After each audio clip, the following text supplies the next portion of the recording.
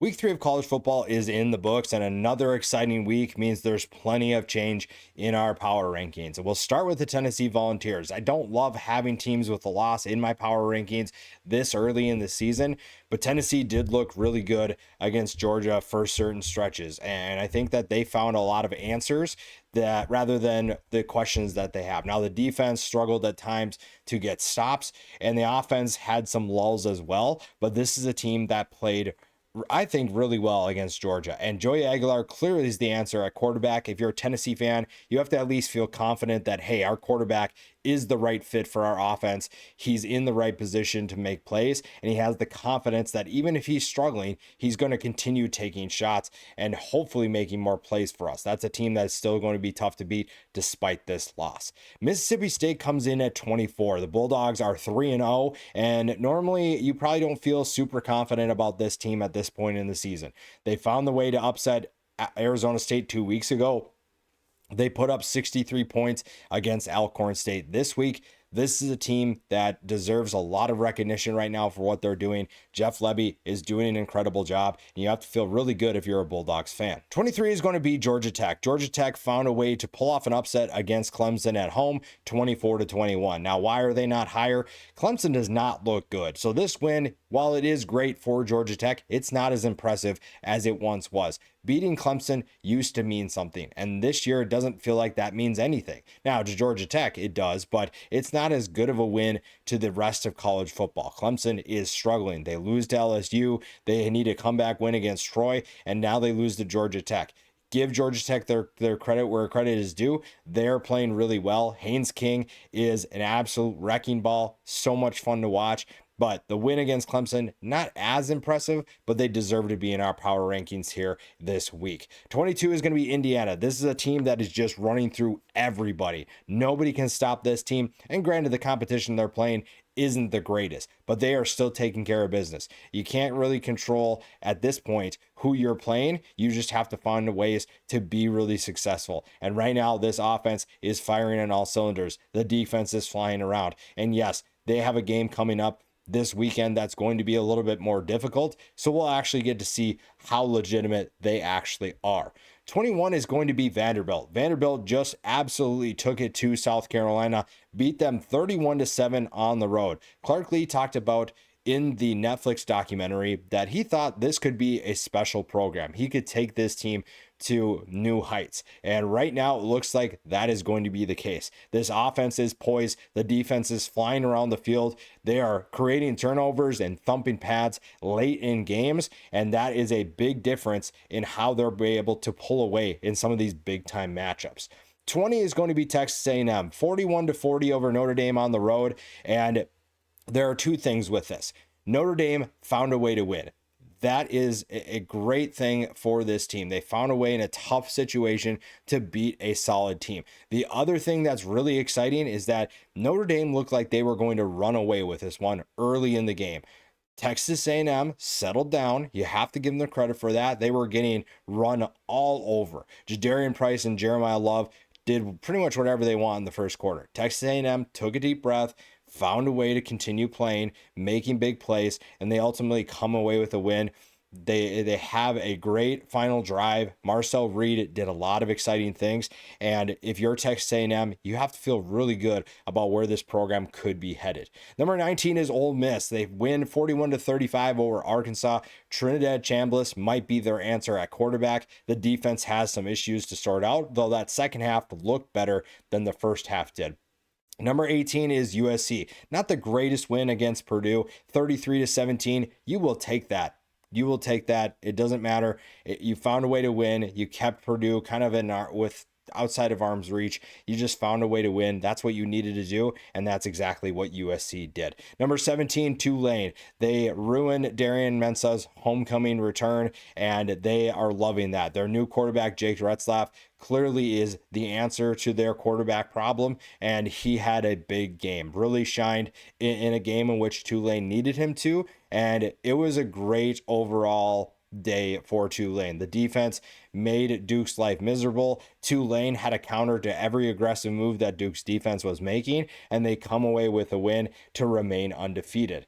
Number 16 is Nebraska. They have a big game coming up against the Michigan Wolverines, and their offense is firing on all cylinders. Dana Holgorsen is clearly dialed into what his offense needs, and a big win once again to continue, or a big performance, I should say, from this offense. 59-7 against Houston Christian, and this is a team that's playing with a ton of confidence heading into that big time matchup.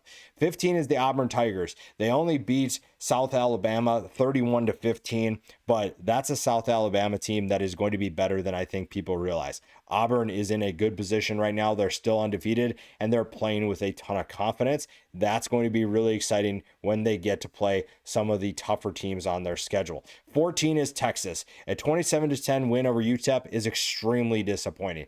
Their saving grace is that they played Ohio State so close. That has been the biggest thing that's going in their favor. And like I said, I don't love having teams with one loss here. And Texas is definitely headed in the wrong direction, but their defense is elite. Their defense is what is keeping them in games and keeping teams off the scoreboard. You have to give them credit for that. Yes, Arch Manning is struggling. And yes, there are some things that need to be sorted out offensively, from play calling to personnel. But that defense is legit. You can't take that away from Texas. 13 is Iowa State, a closer than expected win against Arkansas State on the road.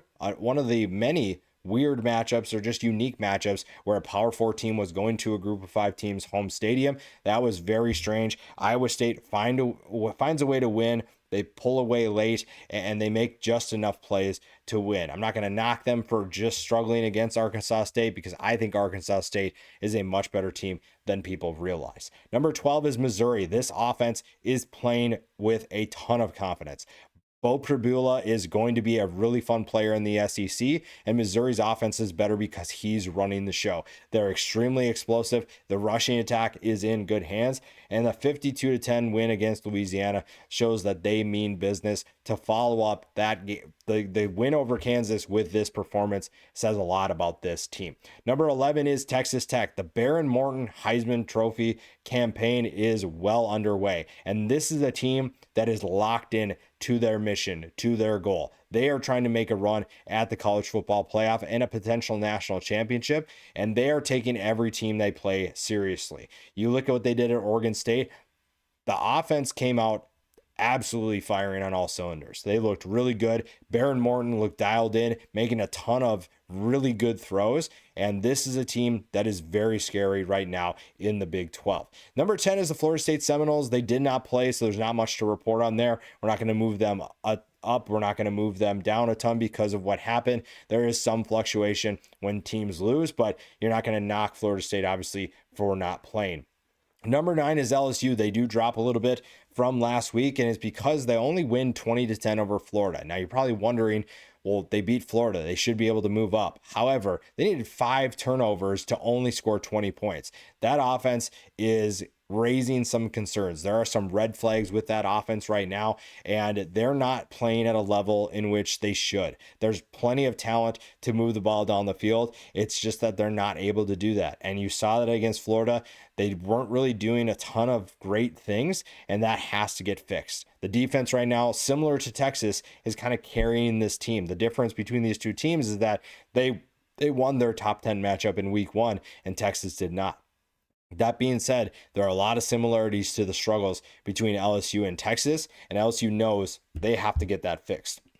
Number 8 is Utah. This is a team that's playing with a ton of confidence. They are playing with a ton of momentum. Now, they did struggle a little bit early against Wyoming, but they found a way to pull out the 31-6 win on the road against the Cowboys. Again, this is a team that is getting back to its physical ways, and they are finding ways to dominate their competition at times. And this is another team in the Big 12 that's terrifying. Fortunately for us, we're going to find out which one of the two terrifying teams is the most terrifying after this weekend. Number 7 is Illinois. The Duke win gave them a lot of momentum heading into this week, and similar to Utah, kind of got off to a slow start against Western Michigan, but they figured things out pretty quickly, and they pulled away with a 38-0 win over Western Michigan. I think Western Michigan is going to be a very tough team in the MAC, super underrated. Number 6 is Oklahoma, another really random matchup where they go to a group of 5 teams home stadium. They go to Temple, and they did not waste any time taking care of business. 42-3 over the Owls, an Owls team that is going to be a lot better than people realize. It's just that Oklahoma's on a different level than them. John Mateer looked solid once again. Number 5 is the Georgia Bulldogs. We talked about them earlier when we talked about Tennessee. Georgia finds a way to win in Knoxville, 44-41. They did struggle early on to stop the explosive plays of Tennessee, and Gunnar Stockton at times looked kind of lost and not sure about what he was doing. They all settled in. Stockton figured out what he needed to do, and the play calling kind of assisted him with that. And this is a team that has a ton of dangerous weapons. And if Gunnar Stockton can play with a ton of confidence and be consistent, this is a terrifying team in college football. Number 4 is Penn State, a 52-6 win over Villanova. That's exactly what you want to see. The last 2 weeks kind of got off to a slow start, and people are saying, well, they're just kind of waiting for that big time matchup against Oregon. That may be true, but this was a game that you kind of wanted to see them take care of business, and they did exactly that. Number 3 is those Oregon Ducks, and this is a team that 34-14 win over Northwestern. The score seems closer than the game actually was. At no point did I think Northwestern ever had a chance, and Oregon is a big reason, obviously, why. The offense looked efficient and had its struggles, but the offense overall, I think, looked pretty efficient. The defense was super disruptive early, and again, this game, the score looks a lot closer than the game actually was because Northwestern was really never in this one. Miami took care of business against South Florida, a 49-12 win over the Bulls. Pretty much sends a message that, hey, there is clearly a difference between the group of 5 and us. And also, with everything that happened in the ACC, Clemson should feel really good about what their chances look like to win the ACC. It's clear that they are the front runner. They are the top team in this conference, and that's really exciting. Now they still got to take care of business. They still have Florida this week. There are things that are still in their way, and you know that Mario Cristobal is not letting them be excited too much about the things that they're doing because there's a bigger goal in mind. And right now, there are plenty of teams that will challenge them. If they're just worried about the ACC, they're not going to do well in the college football playoff. They want to get back there, but they have bigger goals in mind. And then finally, the Ohio State Buckeyes, a little bit of a slow start against Ohio, but they obviously figure things out. 37-9 over the Bobcats. Jeremiah Smith with another solid performance. So if you're Ohio State, yeah, it was a little bit disappointing in that first half, but you turned things on in the second half. You look pretty good, and you figured things out. You found a way to remain undefeated.